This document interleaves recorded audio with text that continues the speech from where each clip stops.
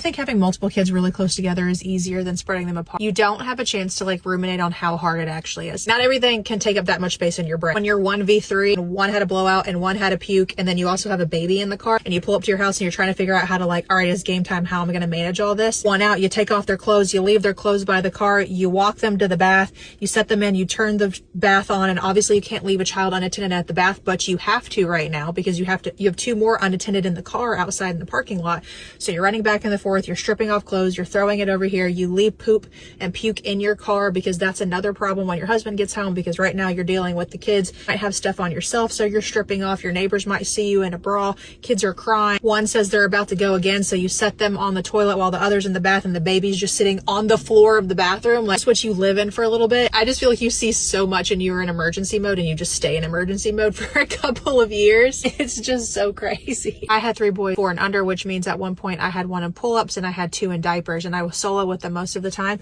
And you just get really good at like cutting through the BS. You get really good at like what's my priority, what is not my priority, letting go of the little stuff. I call it caring less, which is not caring at all. It's just caring about things that matter and not worrying about things that don't. And you get really good at it because you have to alt delete things from your brain because there's not enough space for everybody in it. I always like to explain it. It's like every child, your heart doubles, but your care split every single time.